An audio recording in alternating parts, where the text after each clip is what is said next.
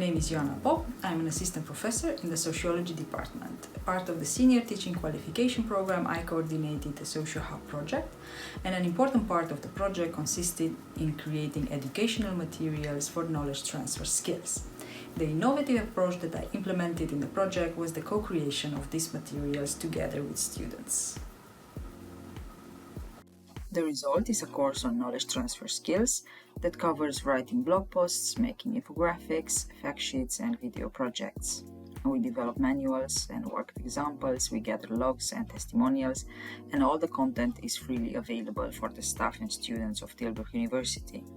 On a side note, this video was created in-house together with the students in the project and using the education materials available on the TSB Knowledge Transfer Skills Canvas environment. In this short video, I will briefly cover what are the advantages of co-creating education materials with students and what are the lessons learned from this project.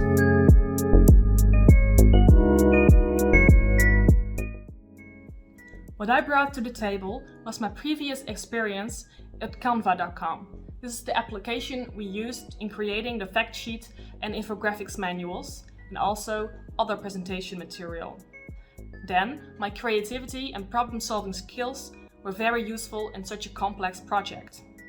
I've experience with managing teams and project management. I've studied communication before this, and this was an asset as being the project's operation admin. My name is Ross Howard Hilditch, and I'm the content editor at Socio-Hub. The main things that I brought to the table were my experience with writing, blogging, and editing in English. I was also a teacher for numerous years, and I had to help students to effectively communicate their ideas. This has proved very useful at the Socio-Hub. Hello, my name is Joanna Vodanova and I manage Socio-Hub's social media accounts and the TSB Knowledge Transfer Skills course. I'm good at structuring content, therefore I enjoyed ordering the content on the Canvas course and posting on social media, creating neat-looking accounts. I contributed to the Socio-Hub project with my creative skills and attention to detail. Second advantage is that students understand students. Most materials by education are made by teachers and professionals, but aimed at us, the students. Sometimes this works great, but there are also many examples where it doesn't work that great. In my opinion, it is best to create together with the students because you will get their point of view of the materials. And when they create something with students, they will also make a lot of worked examples and go through the process themselves. This way, the actual materials have been used by students and will get improved by it. By making it, trying it, and improving it ourselves, we can create the ideal materials so that other students will also understand the material faster and better.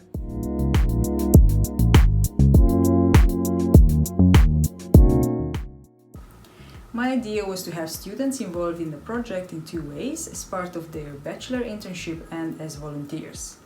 The tasks related to the communication and the organization flow of the project were part of the internships, while the student volunteers were more involved in the creative tasks of developing the education materials. Interns and volunteers have an intrinsic motivation to participate, but the contribution of the student volunteers is less fixed, more flexible, depending on their time availability.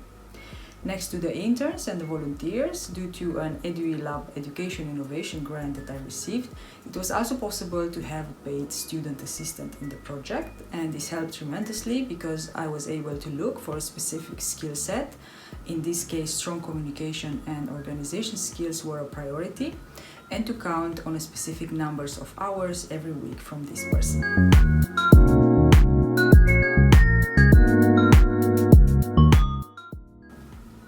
When implementing a longer project, the workload can be quite high because the students in the project have to learn first the skills that are at the focus of the education material, and then to learn how to create these materials about the skills. In our case, we all have to learn how to write a blog post or how to make an infographic or to make a pitch in the form of a video project. And only after we learned these skills were we able to create the education materials. And here again we had to figure out what kind of materials we want to create, their format and style. So the workload was for all of us very high and much higher than I had anticipated. A way to recognize the time and energy that the students put into the project is to create internships, especially when students anyway have to have an internship as part of their curricula. This is then an additional incentive next to their own motivation to participate in the project.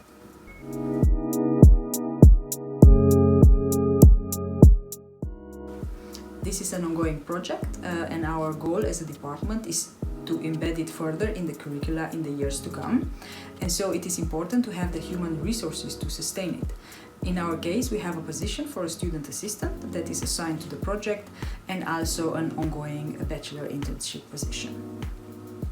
In order to ensure that the operations go smoothly, we have clearly divided the activities in the project into content, social media and daily operations, and we have written a manual presenting clear tasks linked to each type of activity.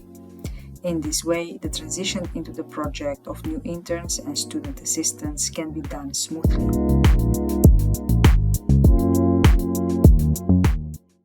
When managing such a complex project that involves many people and many activities going in parallel, finding the right tools to communicate efficiently is very important. We tried various collaborative work and communication tools, and after a lot of trial and error, we found that for us, a combination of using Google Drive to store the documents related to the project and using WhatsApp and an application called Padlet to keep track of what needs to be done and what everyone is doing worked best. We also had to figure out how to plan our meetings, how many and at what interval, and also what format.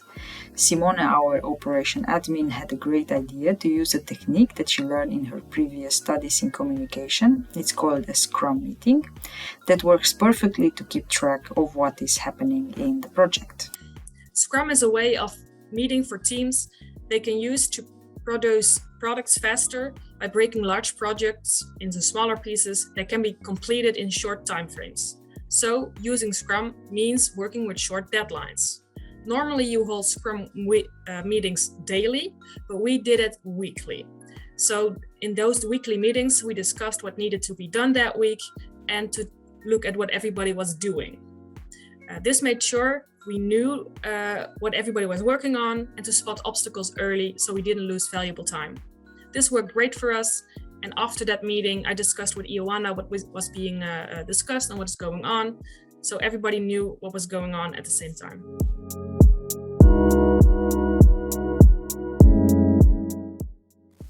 In our project, we accomplished a lot, despite the fact that we were confronted with the world pandemic. It was hard, especially when we also had to figure out how to work and communicate remotely, and also to keep our motivation high. And in such situation, it is easy to forget to stop and celebrate what you accomplish. And this was an important lesson for us. Celebrate milestone. Take the time to enjoy accomplishments. A last lesson regards the need for honest and open evaluations. Evaluations can be extremely important for building a more cohesive team.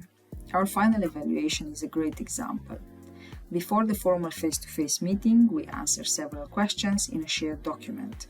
We ask each team member to think about the strengths of our team. If we could go back in time, what would we change in how we work together, and what did we learn about ourselves for being part of the team? And then each of us evaluated everyone else. What are their strong points? What can they improve upon? What have we learned from them? And what have we learned about ourselves when working with them? It was a great exercise that allowed us to focus on the positives, on the strengths that we bring to the team, and on the lessons learned. And I do feel that it contributed to creating a more open atmosphere in the group. Thank you for watching this movie. I hope that it has clearly conveyed the message that co-creating education materials with students can be a wonderful and fulfilling experience, both for students and also for the lecturers.